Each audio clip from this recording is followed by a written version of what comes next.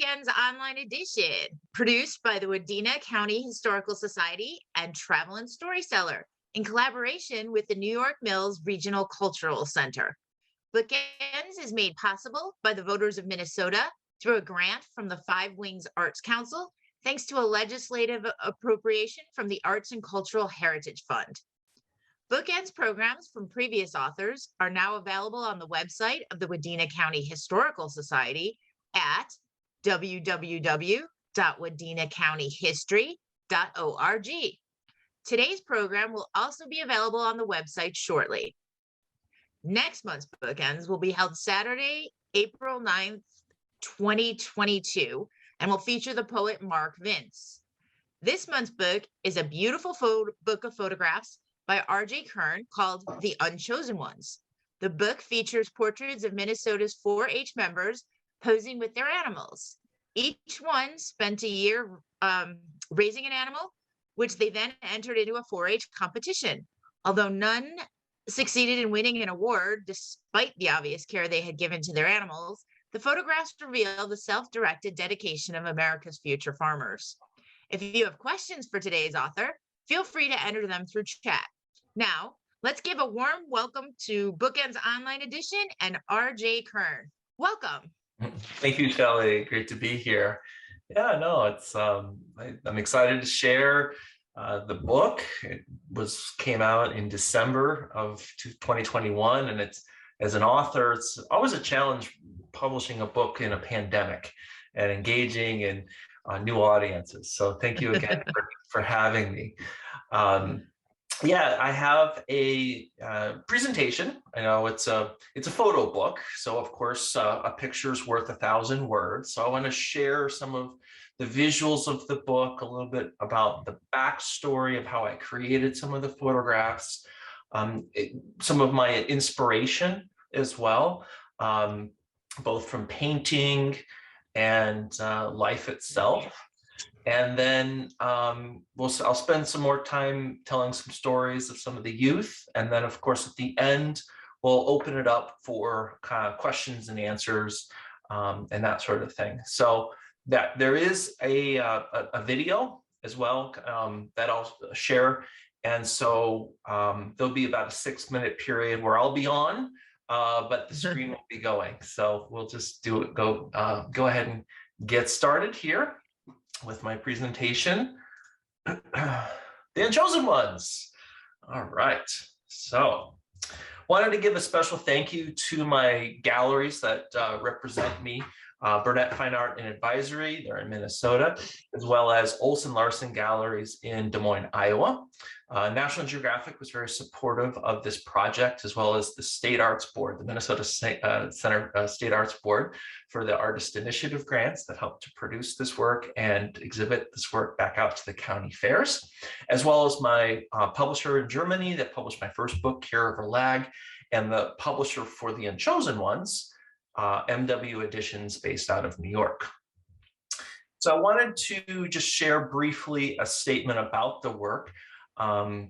Just a brief overview is, this project kind of presents portraits of young people and their animals, kind of looking at both the bonds and the dreams they have with their animals. And I began this project in 2016 and then continued that project 4 years later, looking at some of the changing complexions of the same youth in 2020. I like to think that these kind of pastoral portraits showcase the depth of the relationships the youth have with their animals. And then we can see how that's changed over time. And then the 4 year later follow-up in 2020 was when all the county fairs were canceled. And so I look at this as almost a silver lining to COVID, is that the kids were able to spend more time with their animals outside in nature. I think that's something we could all benefit from mental health to just bonding with animals. The images in the book are fine art photographs, and I wanted to share what they look like installed. This is an exhibition of the work at the Watermark Art Center in Bemidji, And they're large scale. The photographs are presented without any sort of glazing, like acrylic or glass, and very much how these subjects are very fragile. I wanted the work to be presented as such. And so you can really get up close and inspect all the nuances of the fiber of the animal to the dust on the kid's jeans and the emotions on their face, which is really what I was hoping to photograph. As I mentioned, the book, The Unchosen Ones, Portraits of an American Pastoral, was published in December 7th of 2021 by MW Editions, and this is what the book looks like. And the way the book is kind of laid out is very poetic, and I'm going to talk a little bit about some of the reasonings. There's some little nuance to the book. At first glance, you'll see that there's diptychs facing each page, one series of photographs created in 2016. And as you can see here, this is Riley and Nellie on the left. And then there's often the same kid with the same animal in 4 years later on the right.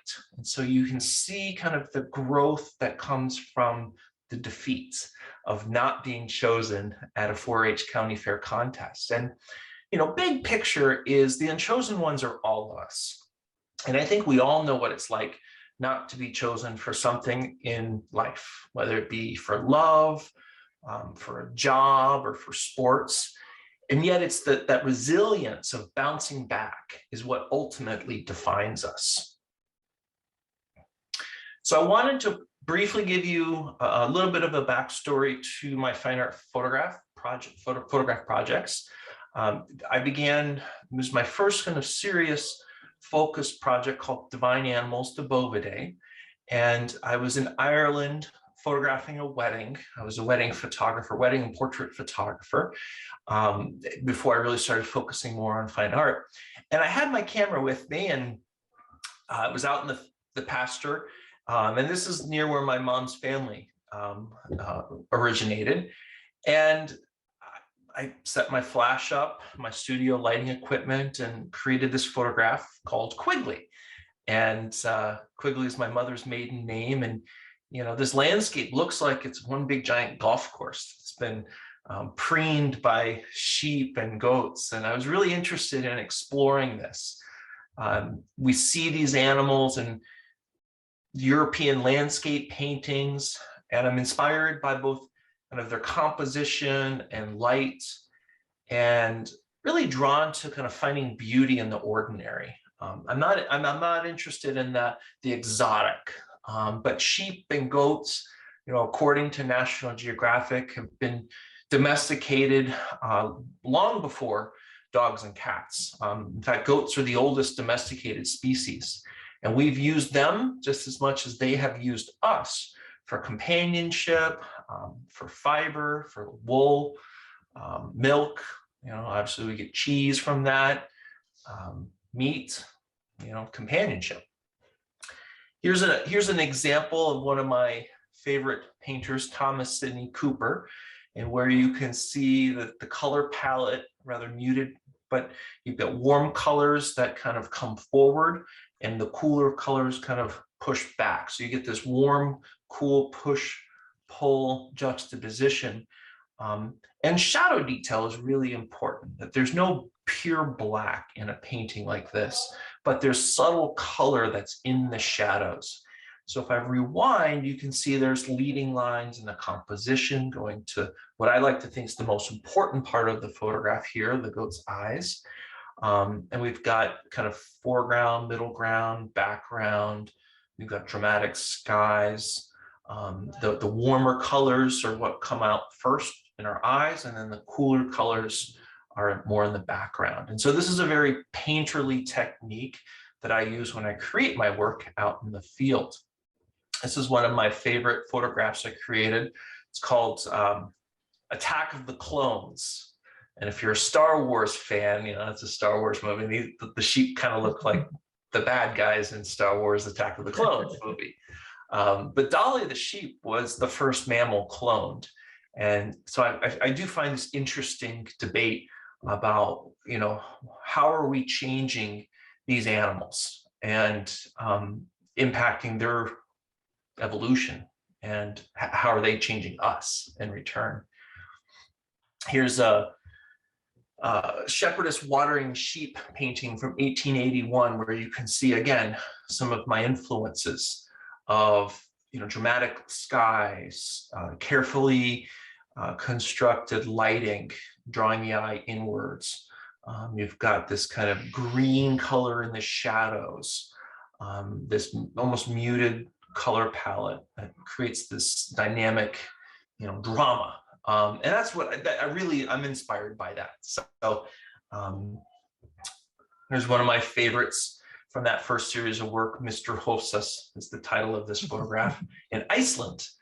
And we actually needed 2 sheepdogs. This is a working sheep farm in Iceland. And so 2 sheepdogs on either side of the ram to help in position.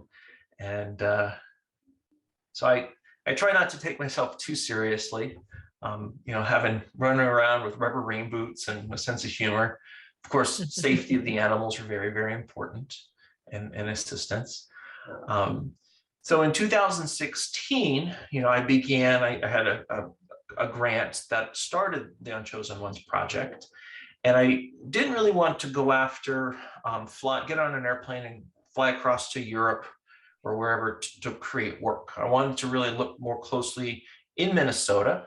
And yet you don't see a lot of sheep and goats out in the pasture, like you do in Ireland when they're crossing the roads, and you don't want to hit them in your car. So I had this idea for this movie that I really like called Talladega Nights.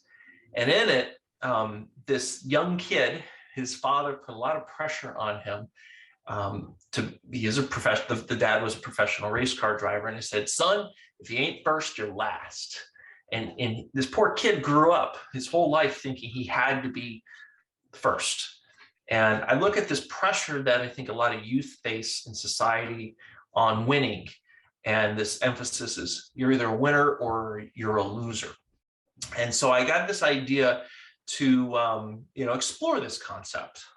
One of my favorite movies, Cars, the first opening scene, Lightning McQueen's character says, "1 winner, 42 losers. I eat losers for breakfast." Again, this is a children's movie, right? And not everyone can be a winner, right? So I was interested to continue this project. So in 2015, went to the Minnesota State Fair, which is a really big deal here in Minnesota, a lot of pride. And I photographed Jocelyn with her sheep Cantor and the lamb lead. And Jocelyn did not win. In fact, she got 6th place. But I was really impressed on her positive attitude, her upbeat spirit. She was very well spoken and composed. And I was drawn to that. I used this image in a work sample for my state arts board grant to kind of continue this. Hey, what if I was able to meet some of the youth and then I could re-photograph their animals in their home pastures? Well, I began looking at the ribbons that are awarded at county fairs, and I did not grow up in 4-H, yet I revere their hard work and the time and energy. I mean, these kids have to feed their animals breakfast before they eat breakfast in the morning. And this notion of a grand champion versus a reserve champion and all the way down the line. And so that began my project. And I have a little video here. It's about 6 minutes I'd like to share with you that offers a little bit of the backstory, some behind the scenes as we create the video. So enjoy the video. You might need to turn your volume up, and then I'll still be on the call and we'll continue the presentation after the video. So that one will be first, this one will be second.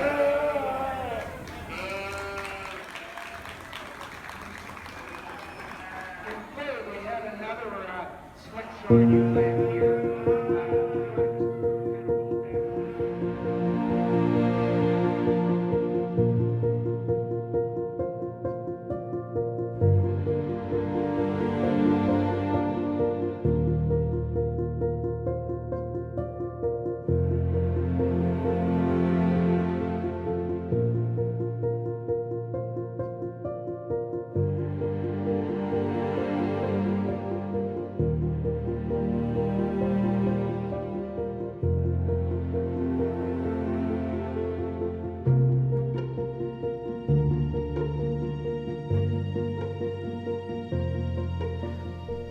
I like to think like a painter, both in terms of the light I use, its interplay with shadow, and I think the most important thing is I'm looking for this humanity in the moment.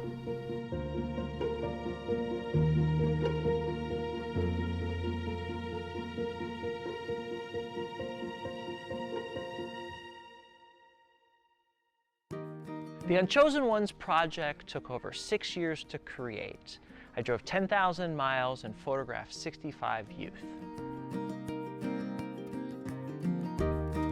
In 2016, I traveled to as many county fairs as I could that summer. I made it to 10. Then in 2020, I traveled to them and met them on their home pasture.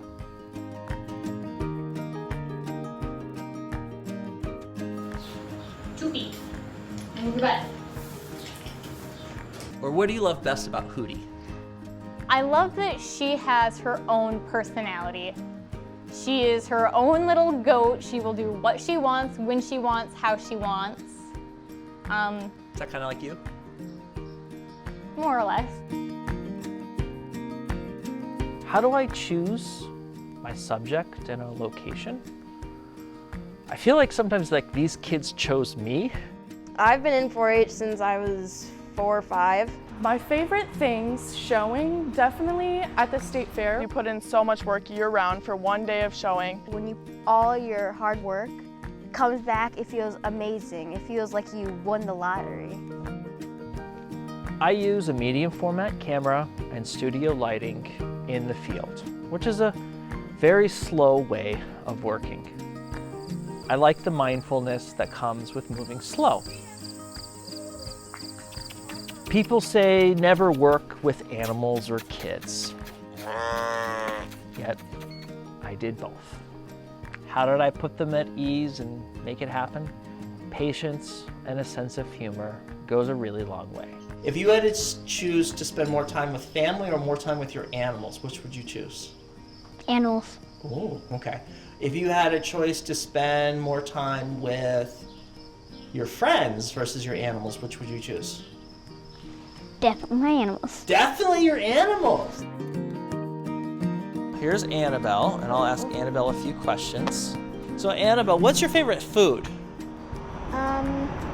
Probably grain. Grain? Yeah. All right. Does she have a favorite sound? What would that sound like? Probably the sound of grain being Okay. poured. Now you might ask yourself, why the great backdrop? Well, for one, place matters. This series did not take place in a studio, but rather the raw setting of a county fair environment or a home pasture. I feel like the studio backdrop serves as a compositional device to almost elevate the subject beyond the ordinary. I'm interested in this messiness of real life. There we go, so a little wider angled. Not a hyper curation of the ideal.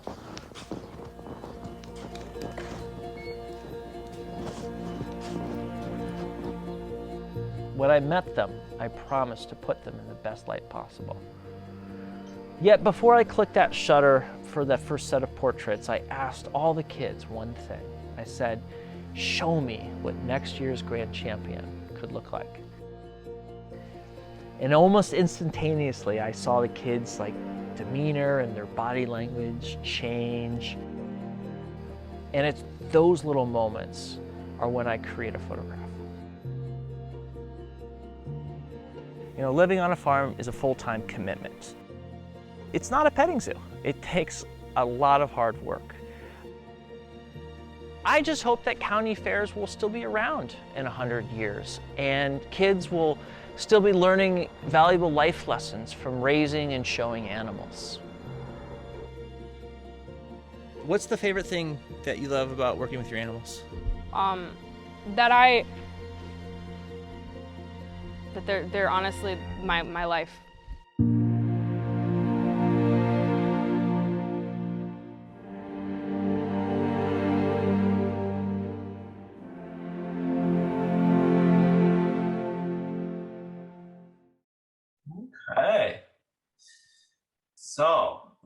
project kind of saw behind the scenes, right, of how this all works. And I wanted to shift a little gears here and just show you a little bit of my inspiration.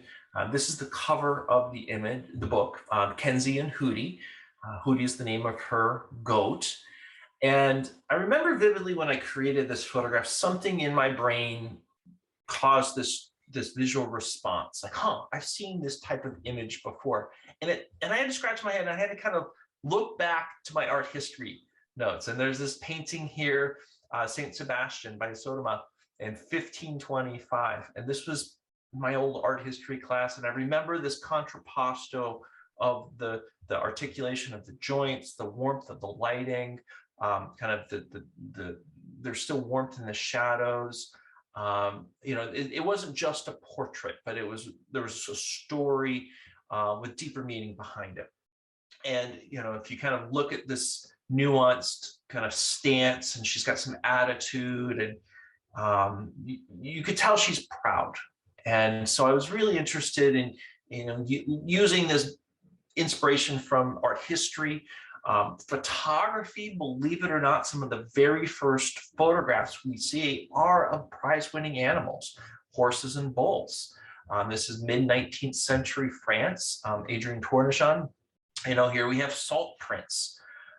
August Sander, was one of my inspirations, created photographs of normal people, everyday people, kind of in between the wars. Very, straight on portraiture, documentary style had begun. Deanne Arbus, probably one of the most well-known photographers at the Metropolitan Museum of Art. Her work is one of the masterpiece collections there. You can see how she photographed kind of oddities, circus people, twins, and you see a kind of that influence on some of my work here at the Isanti County Fair.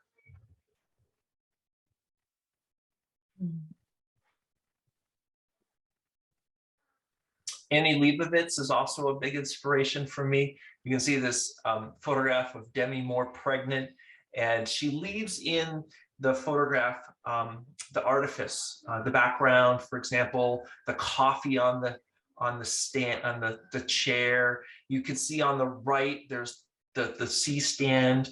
It's all part of the photograph. And this was a commissioned by Vanity Fair magazine. But what's interesting is that Annie Leibovitz signed the work as artwork.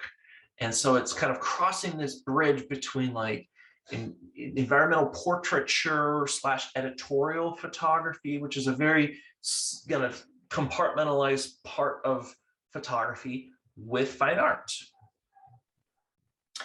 And so in 2016, with this inspiration, I traveled to the county fairs. People often ask me what kind of equipment do you use? And here's a quick glimpse of my little gear cart. I move slowly with this, but all of this is highly intentional in order to create this photograph. For example, this is Lewis and Dumb. And I didn't nickname the animal Dumb. This is what Lewis referred to him as. And Cole was on the verge of tears, right? When I met him. Again, they were just off the judging line when I first met them. And I got the parents' permission. I introduced myself. I told them I'm working on a grant project. And this initial meeting took about 5 minutes. And I told them all, like, show me what next year's grand champion would look like. And it kind of plants the seed of hope for the future. And it's something that we can all, I think, relate well with, focusing on the effort that we put in, not necessarily just the outcome. This is Riley and Nellie at the Clay County Fair. And I believe Riley was 4, and she was a Cloverbud division. And this was Gus and Doolittle at the Monoman County Fair. And Gus had been in 4-H for 12 years, and this was his last year as a senior, and he received a reserve champion, which is second place, essentially.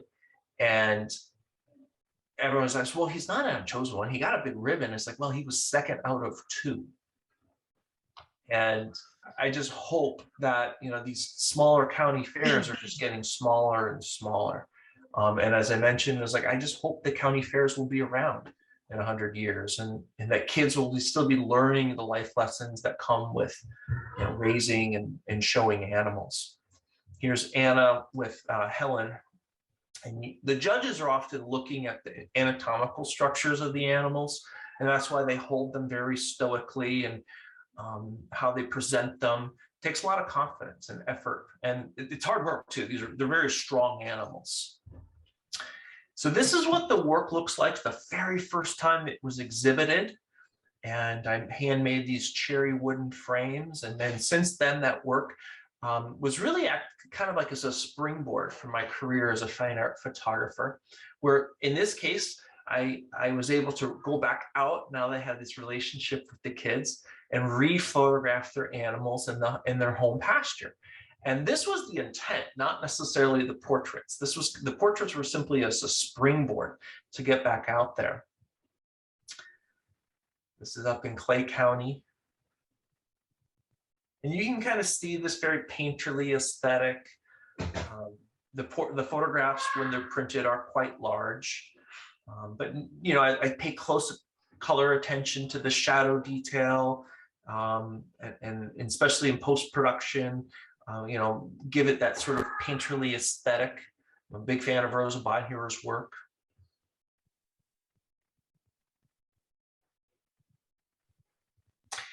And we photographers have these things called portfolio reviews, where it gives us an opportunity to sit across the table for 20 minutes, very much like speed dating, and share our work with people that are looking for work, whether it be a publisher, a gallerist, a curator.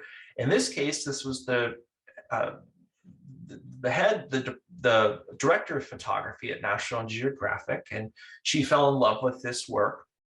And this is in Washington, D.C., as they're laying out the November issue. And you can see there's Minnesota. It's right there. And it was, I think this was still the last time Minnesota's been in National Geographic in maybe 2 decades. So I was really excited about that. And there's Cole and Riley in National Geographic magazine. And then here's Annabelle, which we met in the video, and this is in their home pasture. And home is kind of a thread that runs through a lot of my projects. And I like to dabble in the book arts as well. You know, I give a lot of thought to the final object. And so in the book, I created, this was a collaboration project that included the fiber of the animals. Since then, they had all passed away, but before they passed away, we shorn the wool and we made the little string that you see there, as well as the bookmark in the magazine. And you can see where the book goes in the envelope and the National Geographic. And then there's the skin fell are these kind of woodblock printing. You can see the sheep on the left and the goats on the right, which is also a parable in the Bible. And so we use that when we design the book. So the book's actually designed in half. So the sheep are on the left and the goats are on the right. And this is what that work looks like installed in my gallery in Minnesota for a solo exhibition.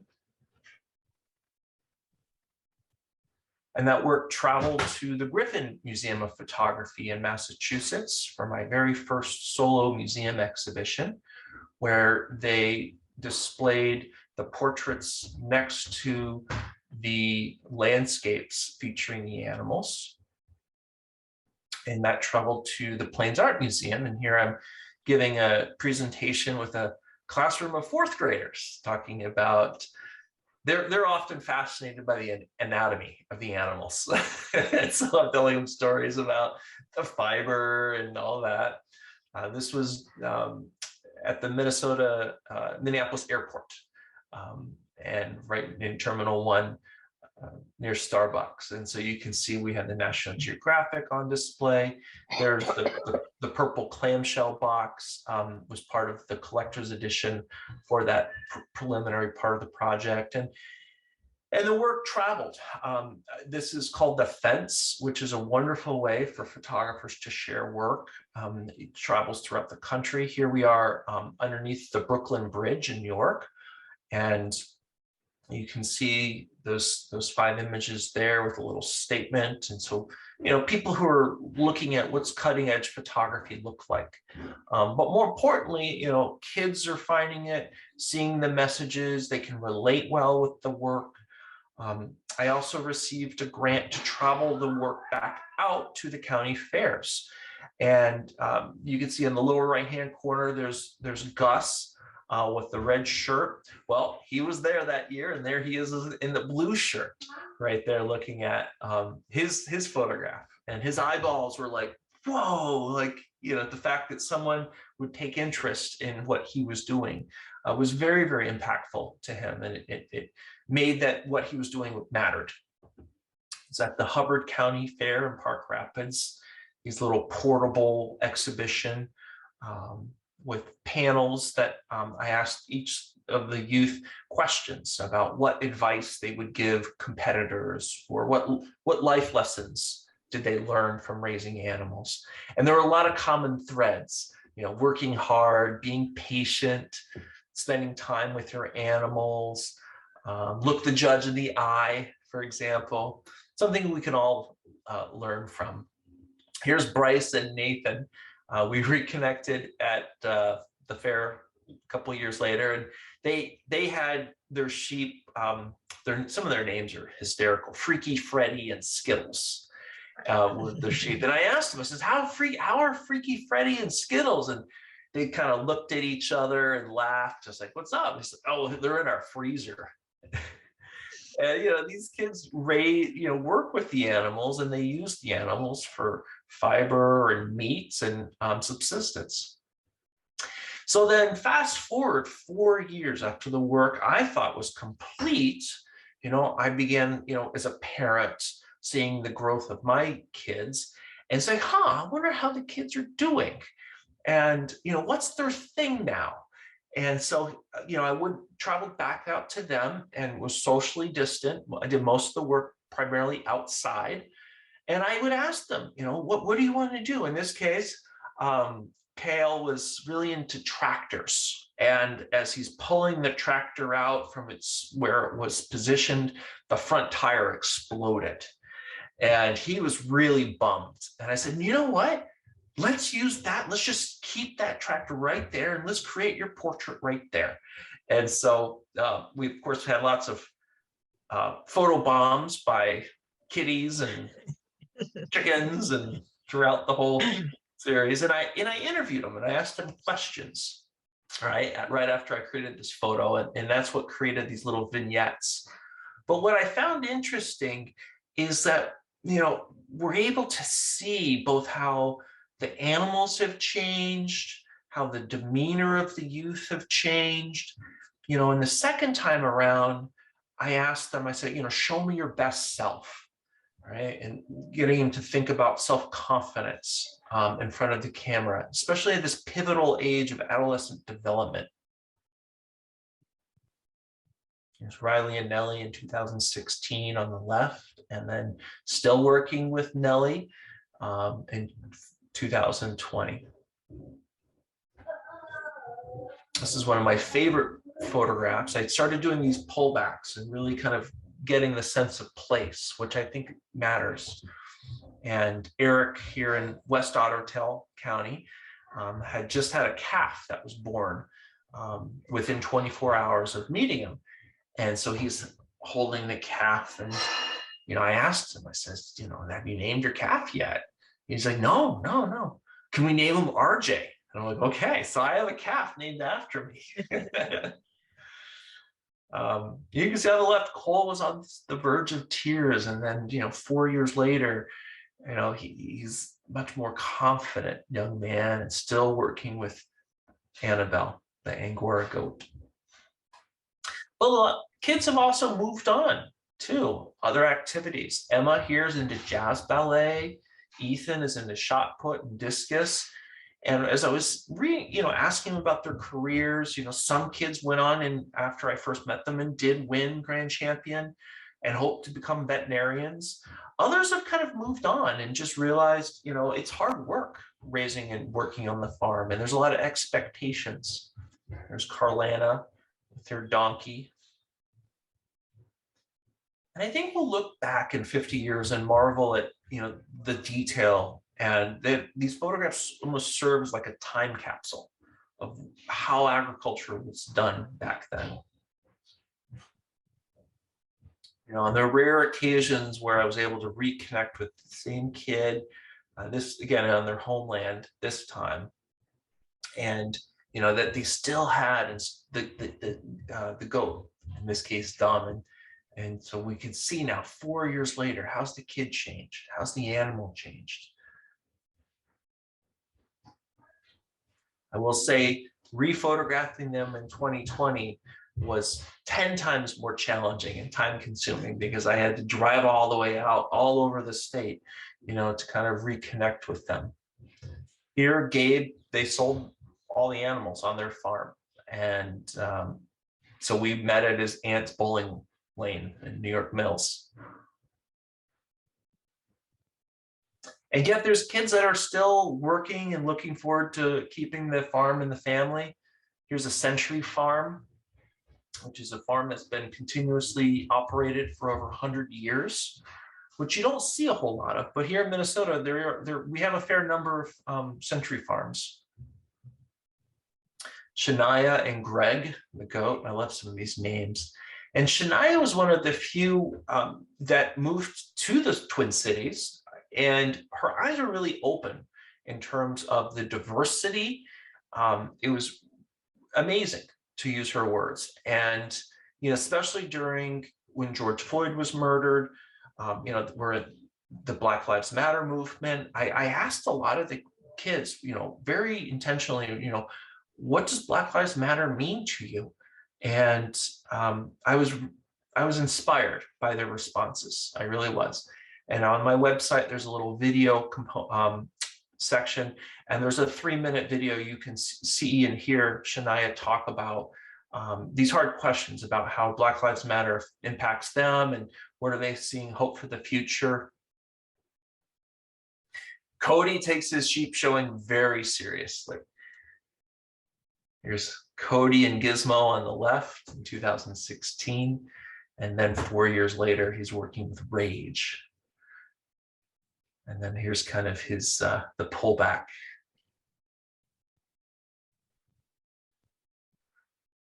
And I'm not interested in this hyper perfection. Like, life is messy, as we know. There's, patience and a sense of humor, I think, go a long way. And, when people are like, oh, I didn't get a chance to mow the pasture today, I'm like, no, it's perfect, just as is.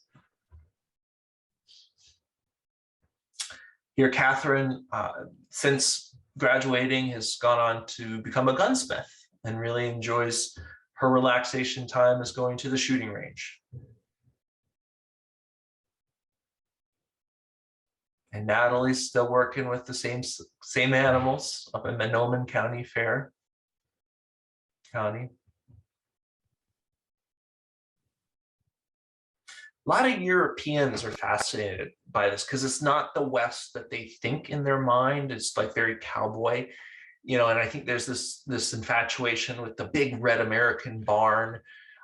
So it's a window into this Lake Wobegon world almost, right? Of the quintessential Minnesota pastoral. Here, Sabrina has befriended a goose, Freddie.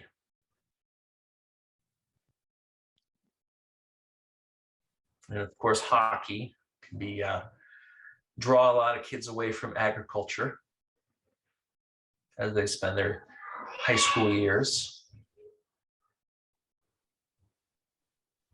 This young lady is just looking after her grandmother, who's late 90s farm, and they're looking to sell the farm.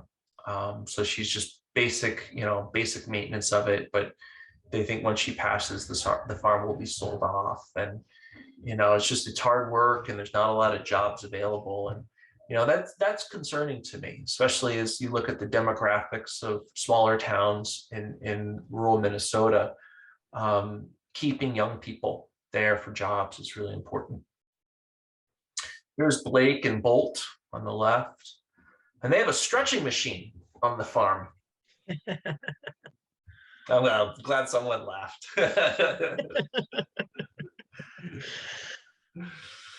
No, then Nick and she, and this was kind of as the project was ending, you know, starting to snow, and this was in October, and I'm like, okay, I think can't have these kids outside in this cold weather, but they had such a great attitude, and it was really a joy to kind of reconnect with them.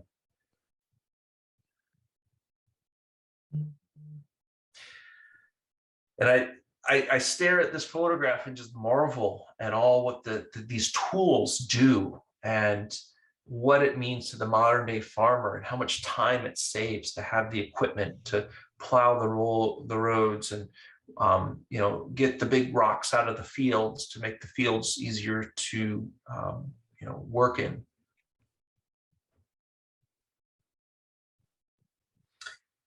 So again, this is what the book looks like. It's a photo book, so there's not a lot of words, but there's an essay in there that I wrote, as well as Allison Nordstrom. She's an independent curator, and she wrote a beautiful essay. And I also, one of the reasons how I support myself through this book project is I create these things called the collector's edition, which features a special custom cover out of denim. Most of the kids are wearing denim. And it includes a choice of 2 photographs, given that this project is about choosing. And so that, you know, they can choose 2 of the same portraits. And this has proven to be very popular with the families, so that they have a document of this work. And then I hand make these little folios that protect the photographs, and they're all signed, limited edition. I only print 10 of these. Or there's the landscapes, and the folio is a horizontal landscape folio. So those are available all on my website. I do have an upcoming exhibition at my gallery in Minnesota, beginning May 22nd. So if you'd like to see some of this work in person, they're in Wadena, Minnesota, so just south of Wadena. They're on the shores of Lake Minnetonka. And that's it. That's what I have. So at this point, we can turn it all over to some questions and go from there. Wonderful, wonderful, Yeah, wonderful. Thank you. those are amazing. Thank you. Yeah, it's been a fun project. It really has. So what made you, so you like the fine art aspect, but I find it really interesting. It really makes them look good. The lighting, the studio lighting out in nature, that just gave a really cool effect. Thank you. Yeah, well, if we look at the word photography, it means writing with light. And that's the tool that photographers have, is we can shape and sculpt light, you know, the character of the light, whether is it soft light like window light, or is it high contrast light like the sun, you know, or what color is the light? Is it warm like sunrise, or is it cool like in the shadows reflecting off the side of a building, or is it green, warm, right? So Yeah. that's one of the fun tools that photographers have to play with. I will say painters have it easy. They can just paint in the light very easily, and I have to schlep the light out into the field, but it keeps me strong.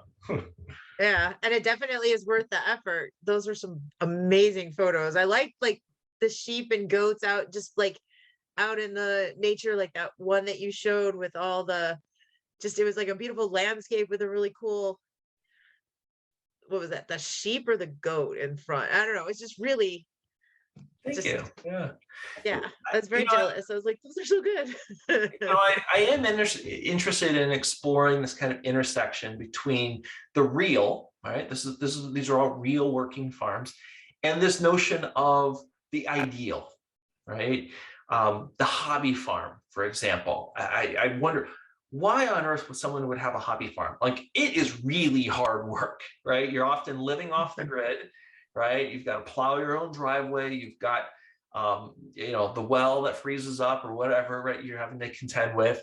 But there's a lot of joy in that people find. And it's this notion of the idyllic pasture, everything thinks it's like, no, it's not always like that. Like flowers rot and animals die, and it's hard work. Right. Yeah. And very few are picture perfect. Like I live on a farm in a pole barn, and there's just so many farms around where you're just like, yeah, they aren't picture perfect, but there's a beauty to them. For sure. Yep. And I'm not interested in the picture perfect, and it's all the eye. The beauty is all in the eye of the beholder. That's the thing. It's not that much different in art, right? It's very subjective. What I think might be really beautiful, it could be sentimental, could be the opposite of someone else, right? Yeah. I like the barns too, where the kid is inside and you have this whole picture of the farm and the silos and the barn and everything, and then it's almost like there's a fine art portrait in the middle of this landscape. Yeah, that was a very cool effect too. There's a lot going on in the pictures. They were really interesting to look. Like some photos you're just like, okay, I saw it, next. And other photos you just kind of want to climb into them. Yeah. And those are always the photos and paintings that I like most, the ones that I want to climb inside of. It's so those kind were of really like good. a window into this world in pastoral Minnesota, and everything's in Minnesota. Like it's definitely a Minnesota themed book. Yeah. It's interesting you said something about, a lot of these people are having to sell or farming is sort of falling off. And it seems to me that the future is almost like trying to get people to support local small farms and buy local, because when you look at like what's happened the past few years with the supply chain and war and everything and pandemic, you're like, yeah, we would have more food if we were more supportive of not big ag that seems to be destroying that whole way of life. Totally. But, well, and we're, I think, very lucky here in the Twin Cities that we have a fairly rich farm to table movement, that there's a lot of high-end restaurants that will pay for fresh produce, fresh milk, that they know single source. They know where the meat and the fiber and the cheese and where it's coming from, right? But you're right, like with globalization, I mean, we're seeing definitely big agricultural monocultures come in, and you've got a 10, 20,000 acre farm growing one thing. And that's because that's the only way to really make money in agriculture, is having these huge farms. But that, I often challenge, is not sustainable for the long haul. And there's definitely going to be unintended consequences, plus the impacts of global climate change. Farmers see it year to year very clearly, where are we headed and these trends. And so there's some big issues that we're going to be facing. And I think having that conversation now, especially getting kids thinking about the future of agriculture, getting them into higher education and business skills, and knowing that there are jobs out there, right? Good paying jobs. It's hard work, right? Yeah, it seems like your book would be a great way to sort of bring people, especially if you start going further afield, that like when you go to New York City and stuff like that. I remember living in Chicago, they had the free zoo at Lincoln Park, and part of it is a farm zoo. Mm-hmm. And I was like, oh my God, these kids actually have to go to a zoo to see animals that when I was growing up were like right down the street from us were a whole bunch of dairy farms. Mm-hmm. And so there was all this land and beauty and animals, and kids in cities never see that. So it's a way to sort of connect them. Like, this is where your food comes from. These are kids not just in a like box. you. Right. Yeah. And a lot of kids, if you ask them, where's the wool come from they're like, oh, it's a plant. It's like, no, it comes from an animal, right? Like just basic, and someone has to take care of the animal. Someone has to feed the animal, right? Yeah. And right. And I guess, I don't know, the two kids that were like their sheep were in the freezer. That would be the part. That's where I don't do livestock, because that right there, once I got attached, there would be no right. It's Well, a like- lot of the kids, they won't name the animals. There'll just be an ear tag, and it's, number 317, right? And it's for that reason, because they're often raised for meat production. The dairy animals, that's often why the Kenzie here on the cover of the book, why she's in white, because they're like the milk person, the Right. milkman would be dressed in white based off of tradition, hygiene reasons. But they would often go back out to the farm because those animals would be in the dairy production for years, right? So they wouldn't necessarily be sold off for meat, right? Yeah. But I will say, I grew up, my father was in the military, and we traveled around a lot, and I never really had deep roots in small towns, and I love being an artist here in Minnesota. It's this, without the support of the legacy funds and the amendments that have supported artists, like I say, hey, I tell people, you should be applying for your state arts board grants if you're a working artist, because it's easier to get a state arts board grant than it is to get your photograph in the Minnesota State Fair, which is highly competitive, right? There's a lot of really great photographers in the state, and artists and craftspeople in the state. And there's a lot of that competition, that pride that comes from, hey, you got a blue ribbon for your pickles in the fair. That's their bragging rights to that. So, yeah.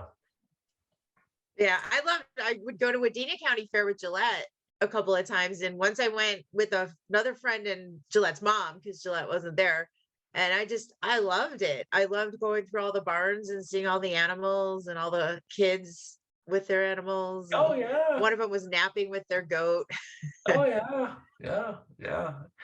It's well, you look at to transport the animals to the fair, and then of course there's just the risk of disease spreading. There's always those concerns when you're bringing animals into confined quarters with other animals, and you're looking after the welfare of the animals is very important, right? Especially if you're a working farmer, like that's their livelihood, is to make sure that if they take care of their animals will take care of them.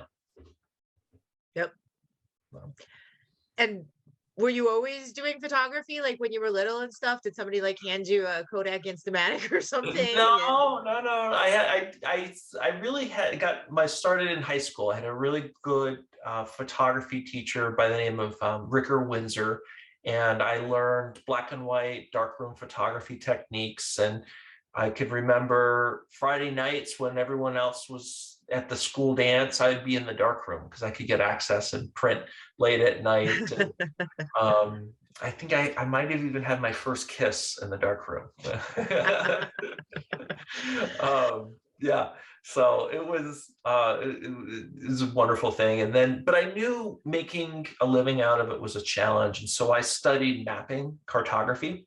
So I worked at National Geographic for 5 years, and I made maps, and then I taught cartography for about 10 years, traveling out to Native American reservations, rancherias, tribes, mapping classes. And then I started my wedding photography business as kind of a backup plan. And then that kind of turned more into a full-time plan, and here I am. Cool. What would be an interesting next project would be to combine cartography with photography and like show maps and then go to the places and take the photographs of the places on the map. I would buy that book. There is this thing called Google Maps, and it is mind-blowing. You can, virtual, just drive right in there. It's mind-blowing. Yeah. So yeah, but that could be a good project for you too. But I like your fine art, instead of just snapping pictures of places, using that sort of like fine art. Yeah. That just, because I've seen, Google Maps where they do the picture of, and here you are, but sometimes it's not like that nice of a picture. Well, I joke I have my artistic license in my wallet, and then my cultural geographer's license is right next to it in my wallet. So anytime I can have kind of an overlap between these very distinct, different disciplines, I do like those when they can come together and have a conversation about deeper things that matter, about place and landscape and cultural identity. Those are some interesting things to explore. Cool. And when you're deciding, like, I'm sure you don't just like set it all up, take a picture and go, okay, we're done here. So how do you decide like what's going to be the picture you choose for your book? And because we ask like writers what their process is. So I guess Sure. when you're creating a book of photography or a art exhibit, how do you decide, how to come up with a theme or pick the pictures? What are you looking for? What's the process? Well, I say good things in equals good things out. And what I mean by that is if you can expose your brain and eyes and ears to culture, going to art museums and seeing good cinema and reading good books like we are here talking about, good visuals will continue to inspire you to create good things, right? That are inspired. And I shared a little bit of what inspires me, right? The process of photographing, it's highly intentional. I knew I had to bring the backdrop out to them. I knew kind of my lighting that it set up that I was going to go after. And then it becomes almost formulaic a little bit, but it's very meditative because and then you're still meeting people. And there's, it gets a little nerve-wracking because you get like, hey, we don't have time for it and all this. But earning trust on the front end is really important. And that's why after I photographed them, I stayed in contact with them. I often gave them an artist book so they had their own, a part of the project. But the first time I met them was only 5 minutes each. And I photographed 65 kids that way. Right. But then the second part of the project took better half of 5 months full time, just tracking the kids down, driving 4 hours out, setting up a shoot, and then getting halfway out there. And then they call and say, oh, actually, I have plans changed. I'm going to go out with my friends, go fishing. I'm like, okay. So I worked with an image editor, Sarah Lean, who was the former director of photography at National Geographic. We started with 1,200 images for the book, and then we whittled it down pretty quickly to about 300, and then from there down to about 150. And it was at that point that I bring on the publisher and the book designer and the editor, and then we kind of distilled it down to about 115 images, and that was tough. And then, of course, figuring out the layout is very much like doing a puzzle, right? You want to have a pace and a peak and a flow to laying out the book.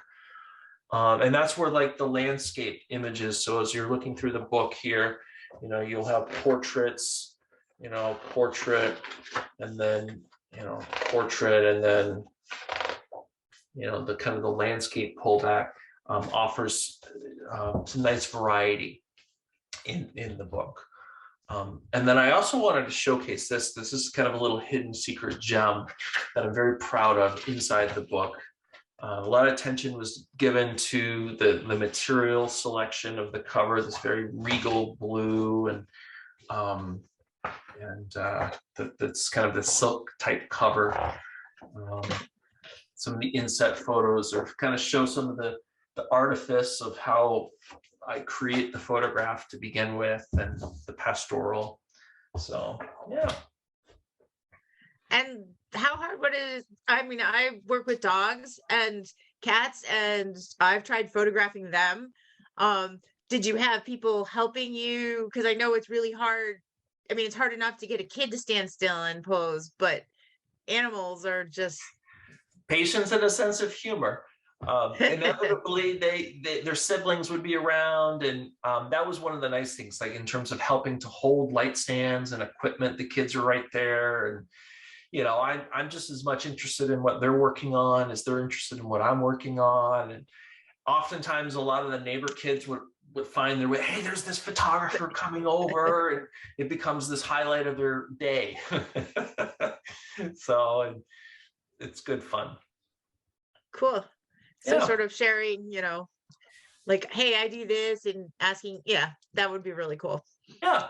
Well, and they're not used to having like the big lighting out there, and what are you looking for? And of course, having the backdrop there, and it's highly intentional too, that all this effort goes into creating, one photograph. And they're like, many of the kids are so used to just snapping thousands of photos with their phone. So it's a different way of working and thinking as well. And so encouraging that, and they can bear witness to that as I'm in the process of creating my work. Cool. And what kind of camera do you use? What's your... Well, I have, for that particular project, I used the medium format camera. You saw me kind of working in the field. It's 1 picture per second. So it moves slowly, but the quality is amazing.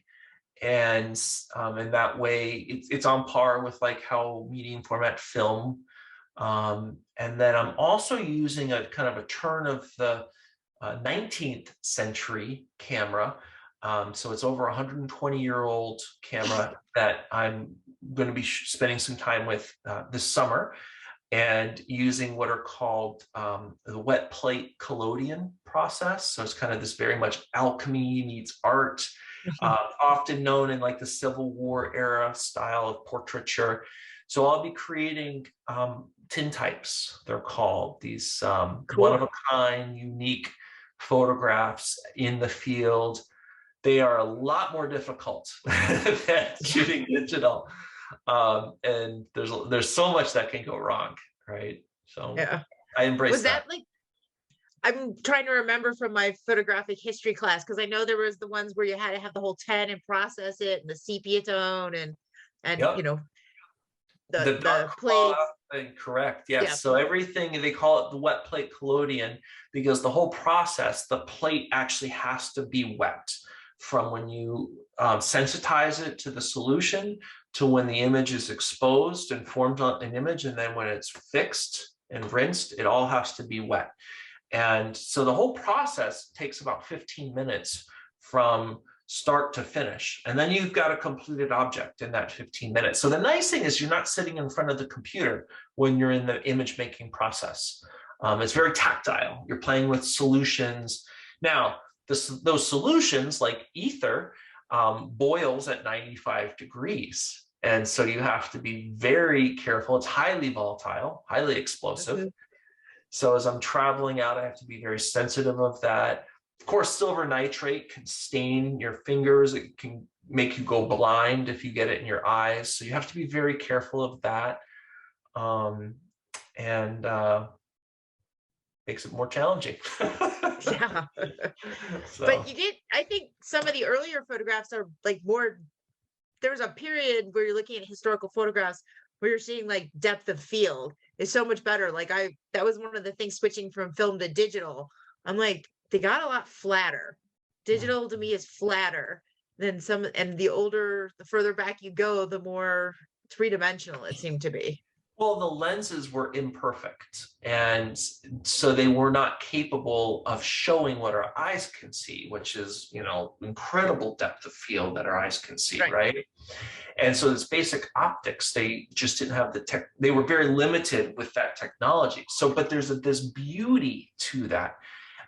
It's almost like seeing a film strip, right, of 36 frames are all still images, but then you put that in a projector and then you get the moving pictures, right? And there's this magic, this beauty in between each one of the frames of the photo that fills in this kind of mystery in our head, right? That's not perfect. That's it's more artistic, right? Versus the hyper real, like how many times like someone's at their wedding, reciting their vows and they're mic'd up and the wind's blowing and I love you from better or for work. Like, it's like, give a little room for the imagination, right? Yeah. So. Yeah. Cool. Did you use film or digital for the book? All digital for this particular project, right? And one of the big reasons I did that is I did not have a whole lot of time, right? B, to check your critical focus. was really important. If you miss especially when the kids are moving, the animals are moving, it is hard to get your focus because even that equipment, the depth of field is pretty shallow, and it is easy to miss your focus. And so with the wet plate collodion process, that's even more difficult. Yes. And yeah. So yeah. Well, this has been a delight. Thank you, Shelley and Gillette and Mary and Wadena County Historical Society for inviting me here. This was a joy, and hopefully all you viewers out there, enjoyed this kind of behind the scenes glimpse of the Unchosen Ones book. Buy the book. There's it's a limited edition. I think we only printed about 1,200. And I would say about half of them are already sold out. So, yeah. And they will be available at the Wadena County Historical Society gift shop. Great. Yep. And the next time I pass through Wadena, I'll go and sign them all. Oh, thank you. Thank you. We're driving right past there on the way up to the lake cabin. So, in fact, at McDonald's, my kids really like to stop there for ice cream and a bathroom break. Cool. So we know that McDonald's pretty well. Yeah. Yeah. Before we let you go, I was wondering if you could just restate where that show is going to be in May. So in case anybody. Yes, it's at my gallery that represents my fine art prints. It's called Burnett Fine Art and Advisory. It starts May 22nd of 2022 and runs through till July 2nd. And they're in Wadena, Minnesota. Burnett Fine Art. Wadena, Minnesota. Great. Thank you. And thank you so much for sharing your beautiful photographs and the video and everything with us. That was really amazing. Thank you. Awesome. Great to have me here. Thank you for having me here. Great to be here.